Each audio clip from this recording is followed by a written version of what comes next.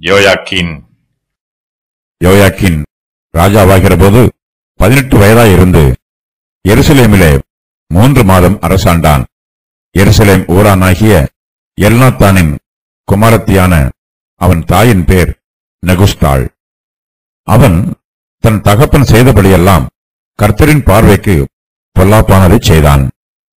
அக்காலத்திலே பாபிலோன் ராஜாவாகிய நேபுகாத் நேச்சாரின் சேவகர் எருசலேமுக்கு வந்தார்கள். நகரம் முற்றுகை போடப்பட்டது.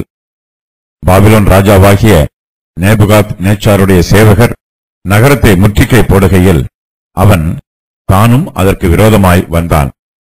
அப்பொழுது யூதாவின் ராஜாவாகிய யோயாக்கீனும் அவன் தாயும் அவன் ஊழியக்காரரும் அவன் பிரபுக்களும் பிரதானிகளும் பாபிலோன் ராஜாவினிடத்திற்கு புறப்பட்டு போனார்கள். அவனை பாபிலோன் ராஜா தன் ஆளுகையின் 8ஆம் வருஷத்திலே பிடித்துக் கொண்டான். அங்கே இருந்து கர்த்தருடைய ஆலயத்தின் சகல பொக்கிஷங்களையும் ராஜாவுடைய அரமனையின் பொக்கிஷங்களையும் எடுத்துக்கொண்டு இஸ்ரவேலின் ராஜாவாகிய சாலமோன் கர்த்தருடைய ஆலயத்தில் உண்டாக்கியிருந்த பொன் பனிமுட்டுக்களையெல்லாம் கர்த்தர் சொல்லியிருந்தபடியே உடைத்து போட்டு எருசலேமியர் அனைவரும் சகல பிரபுக்களும் சகல பராக்கிரமசாலிகளுமாகிய 10,000 பேரையும் சகல தச்சரையும் கொல்லரையும் சிறைப்பிடித்துக் கொண்டு போனான். தேசத்தில் ஏழை ஜனங்களே அல்லாமல் வேறொருவரும் மீதியாய் இருக்கவில்லை. அவன் யோயாக்கீனையும் ராஜாவின் தாயையும் ராஜாவின் ஸ்திரீகளையும் அவன் பிரதானிகளையும் தேசத்தின் பராக்கிரமசாலிகளையும் எருசலேமிலிருந்து பாபிலோனுக்கு சிறைப்பிடித்துக் கொண்டு போனான். இப்படியே பாபிலோன் ராஜா பராக்கிரமசாலிகளான மனுஷராகிய 7,000 பேரையும் தச்சரும் கொல்லருமாகிய 1,000 பேரையும் யுத்தம் பண்ணத்தக்க பலசாலிகளையும் பாபிலோனுக்கு சிறைப்பிடித்துக் கொண்டு போனான். யோயாக்கீனின் சிறையிருப்பை பற்றி இந்த வசன பகுதியில் சொல்லப்பட்டிருக்கிறது. யோயாக்கீன் யூதா தேசத்திற்கு ராஜாவானதினால் அவனுக்கு மேன்மையோ மகிமையோ உண்டாகவில்லை. அவன் மிகுந்த அவமானத்தோடு தன்னுடைய ராஜ்யபாரத்தை இழந்து விடுகிறான். 30ஆம் வருஷம் 4ஆம் மாசம் 5ஆம் தேதியிலே நான் கேபார் நதி அண்டையிலே சிறைப்பட்டவர்கள் நடுவில் இருக்கும்போது சம்பவித்தது என்னவென்றால், வானங்கள் திறக்கப்பட நான் தேவ தரிசனங்களை கண்டேன். அது யோயாக்கீன் ராஜாவுடைய சிறையிருப்பின் 5ஆம் வருஷமாய் இருந்தது.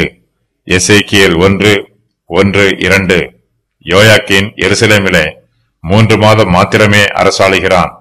இவனுடைய ராஜ்யபார காலம் மிகவும் குறுகியது. அதன் பின்பு பாபிலோன் ராஜா யோயாக்கீனை தன்னுடைய தேசத்திற்கு சிறைப்பிடித்துக் கொண்டு போகிறான். யோயாக்கீன் ராஜாவாகிற போது 18 வயதாயிருந்து எருசலேமிலே 3 மாதம் அரசாளுகிறான்.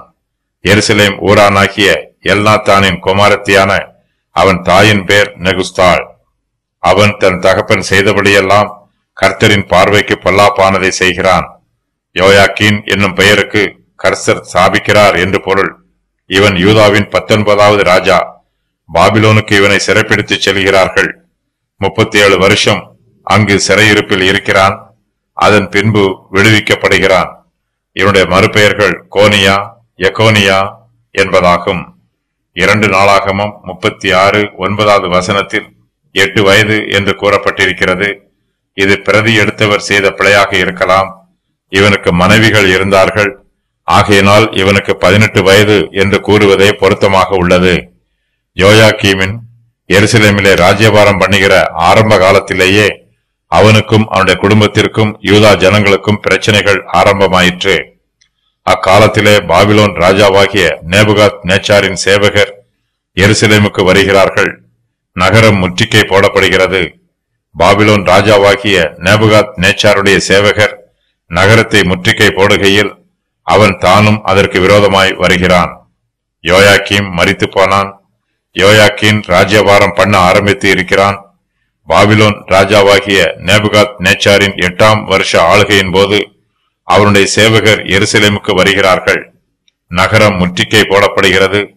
யோயாக்கீன் 3 மாதம் ஆட்சி புரிகிறான்.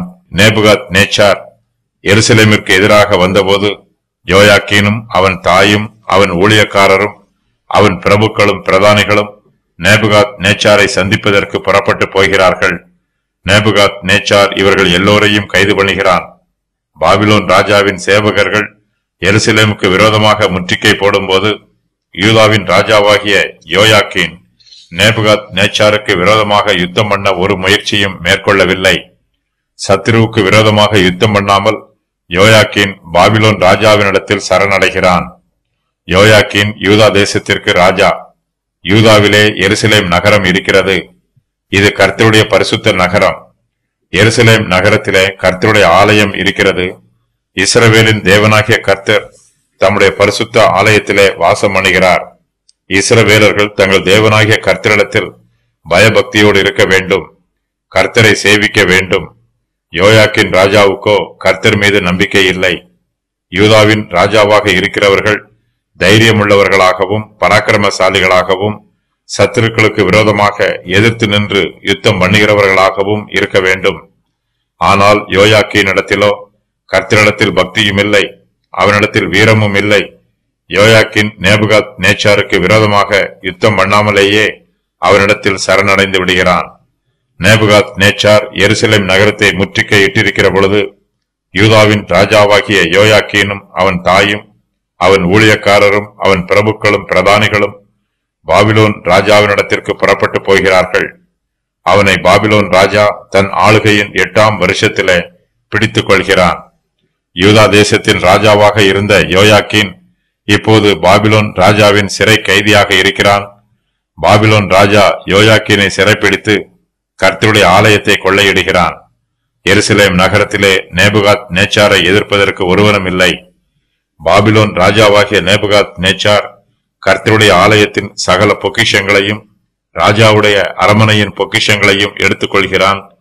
இஸ்ரவேலின் ராஜாவாகிய சாலமோன் கர்த்தருடைய ஆலயத்தில் உண்டாயிருந்த பொன் பணிமுட்டுகளை எல்லாம் நேபுகாத் நேச்சார் உடைத்து போடுகிறான். இஸ்ரவேலின் ராஜாக்கள் தேவாலயத்தின் பொக்கிஷங்களை எல்லாம் அசீரியருக்கும் எகிப்தியருக்கும் மேலும் பல ராஜாக்களுக்கும் பகுதியாக செலுத்துகிறார்கள். இவை எல்லாவற்றையும் இஸ்ரவேலின் ராஜாக்கள் மறுபடியும் மீட்டு தேவாலயத்திற்கு திரும்ப கொண்டு வந்து சேர்த்திருக்க வேண்டும். அல்லது தேவாலயத்தில் மீதமாக இருந்த பணிமுட்டுகள் எல்லாவற்றையும் நேபுகாத் நேச்சார் தன்னுடைய தேசத்திற்கு எடுத்துச் சென்றிருக்க வேண்டும். இந்த சம்பவங்கள் எல்லாம் கர்த்தர் சொல்லியிருந்தபடியே நடைபெறுகிறது. இதோ நாட்கள் வரும், அப்பொழுது உமது வீட்டில் உள்ளதிலும் உமது பிதாக்கள் இந்நாள் வரைக்கும் சேர்த்ததிலும் ஒன்றும் மீதியாக வைக்கப்படாமல் எல்லாம் பாபிலோனுக்கு கொண்டு போகப்படும். 2 ராஜாக்கள் 20:17. நேபுகாத் நேச்சார் கர்த்தருடைய ஆலயத்தை கொள்ளையிடும் போது எருசலேம் நகரத்திலே ஏராளமான ஜனங்கள் இருக்கிறார்கள். நேபுகாத் நேச்சார் ராஜ்யபாரம் பண்ணின 1ஆம் வருஷத்திலே எருசலேமுக்கு விரோதமாக வந்து எருசலேம் ஜனத்தாரில் அநேகரை பாபிலோன் தேசத்திற்கு சிறைப்பிடித்துக் கொண்டு போனான்.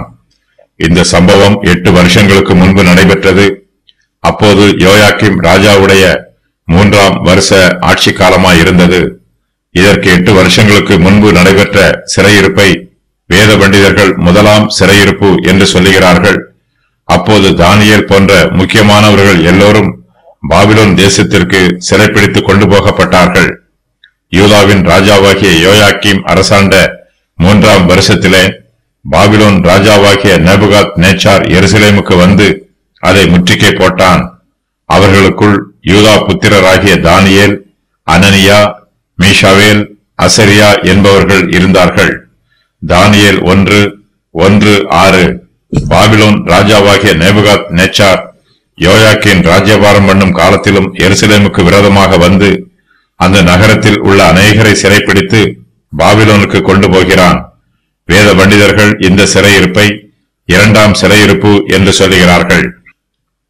பாபிலோன் ராஜாவாகிய நேபுகாத் நேச்சார் யோயாக்கீனையும் ராஜாவின் தாயையும் ராஜாவின் ஸ்திரீகளையும் அவன் பிரதானிகளையும் தேசத்தின் பராக்கிரமசாலிகளையும் எருசலேமில் இருந்து பாபிலோனுக்கு சிறைப்பிடித்துக் கொண்டு போகிறான்.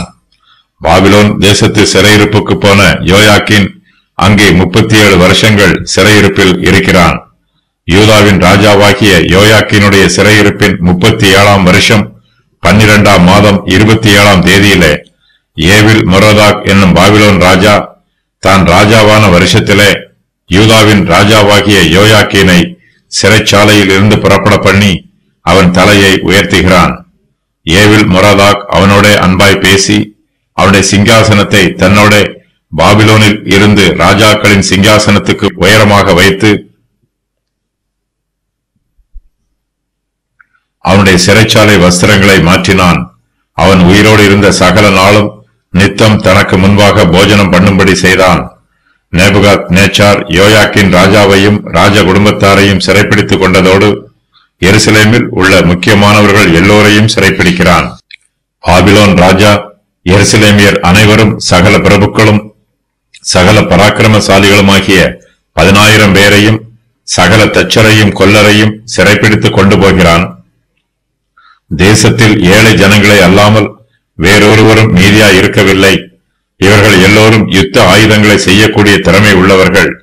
நேபுகாத் நேச்சார் எடுத்துக் கொண்டவைகளும் பிடித்துக் கொண்டவர்களையும் பற்றிய விவரம் வருமாறு: கர்த்தருடைய ஆலயத்தின் சகல பொக்கிஷங்கள், ராஜாவுடைய அரமனையின் பொக்கிஷங்கள், சாலமோன் கர்த்தருடைய ஆலயத்தில் உண்டாக்கி இருந்த பொன் பணிமுட்டுகள், எருசலேமியர் அனைவரும் சகல பிரபுக்களும் சகல பராக்கிரமசாலிகளும் சகல தச்சரும் கொல்லரும், யோயாக்கீனின் தாய், ராஜாவின் ஸ்திரீகள், அவன் பிரதானிகள், தேசத்தின் பராக்கிரமசாலிகள். பாபிலோன் ராஜா எருசலேமில் உள்ள பராக்கிரமசாலிகளையும் பலசாலிகளையும் சிறைப்பிடிக்கிறான். அவன் பராக்கிரமசாலிகளான மனுஷராகிய 7,000 பேரையும் தச்சரும் கொல்லருமாகிய 1000 பேரையும் யுத்தம் பண்ணத்தக்க பலசாலிகளையும் பாபிலோனுக்கு சிறைப்பிடித்துக் கொண்டு போய் விடுகிறான். இந்த சிறையிருப்பின் போது எசேக்கியேல் தீர்க்கதரிசியும் சிறைப்பட்டு போகிறார். 3ஆம் வருஷம் 4ஆம் மாசம் 5ஆம் தேதியிலே நான் கேபார் நதி அண்டையிலே சிறைப்பட்டவர்கள் நடுவில் இருக்கும்போது சம்பவித்தது என்னவென்றால், வானங்கள் திறக்கப்பட நான் தேவ தரிசனங்களை கண்டேன். அது யோயாக்கின் ராஜாவுடைய சிறையிருப்பின் 5ஆம் வருஷமாயிருந்தது. எசேக்கியேல் 1:1-2.